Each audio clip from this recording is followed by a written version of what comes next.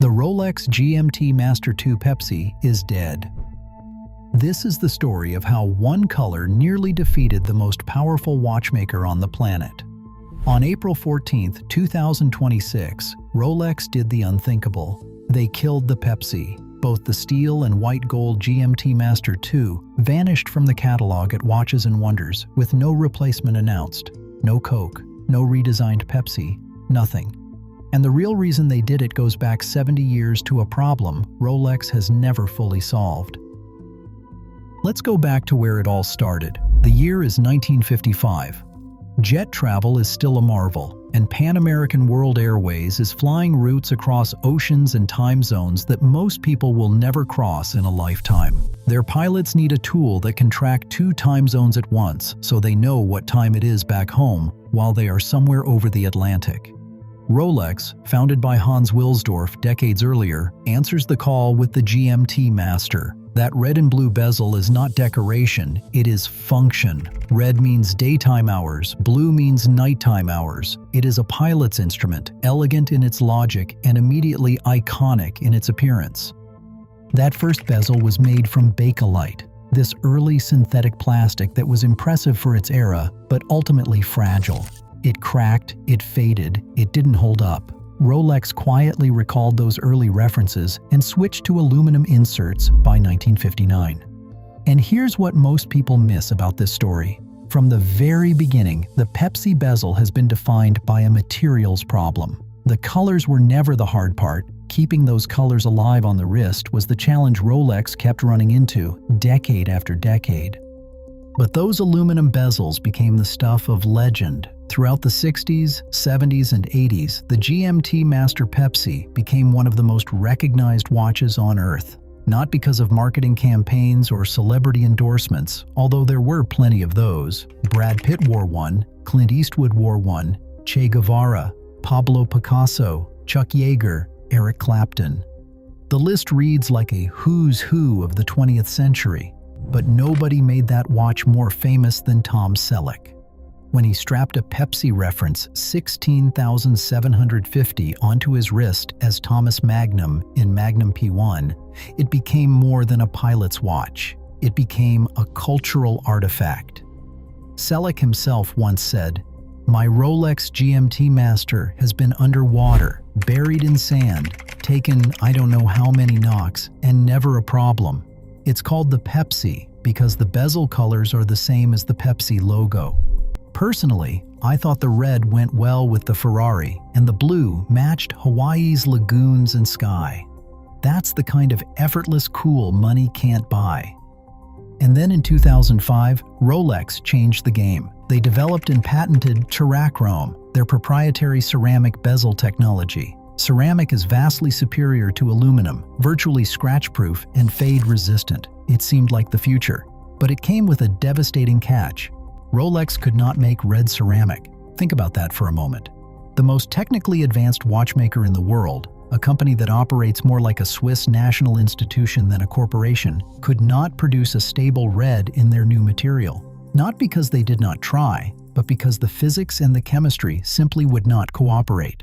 Meanwhile, competitors like Omega with their Seamaster Planet Ocean GMT and Tudor with their Black Bay GMT were taking different approaches to dual-time functionality. Here is why. Most ceramic bezels in watchmaking are zirconia-based. Zirconia is denser, harder, and more resistant.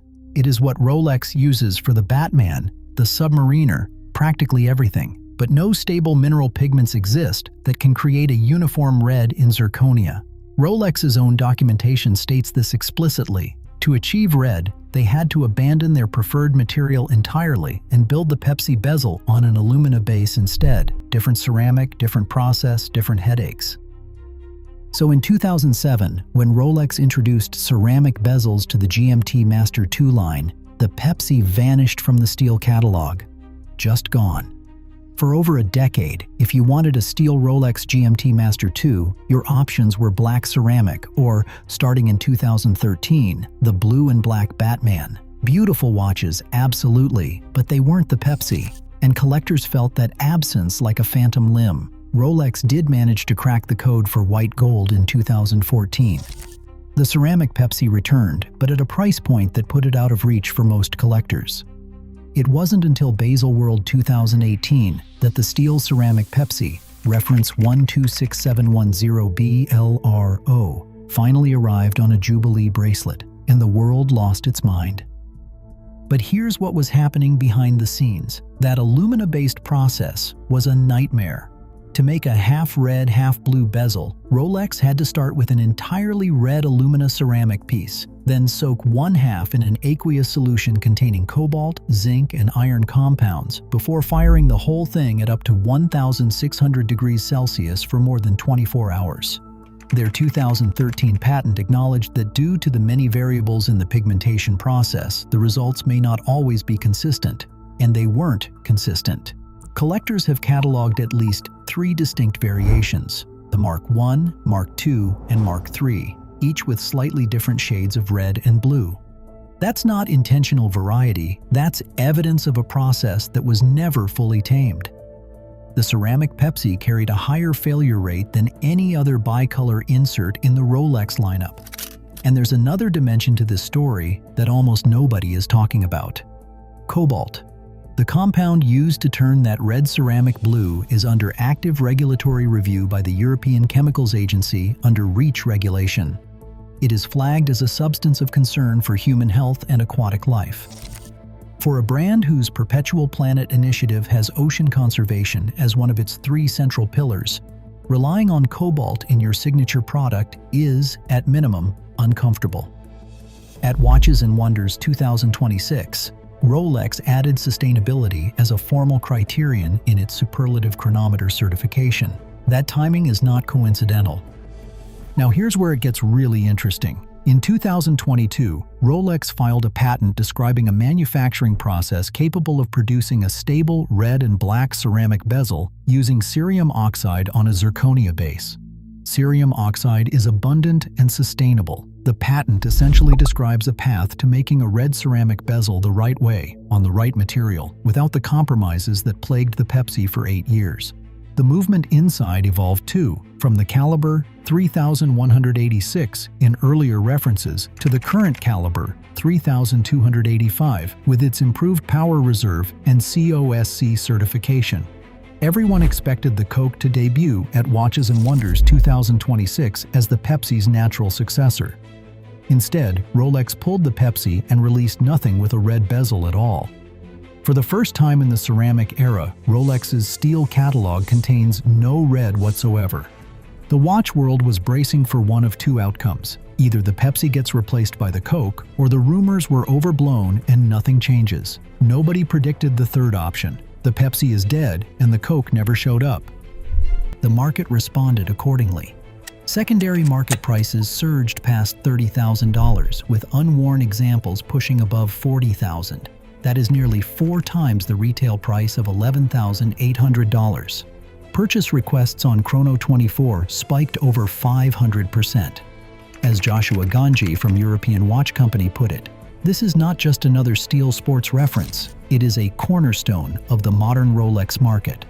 But I think what Rolex has actually done is something far more calculated than simply retiring a difficult product.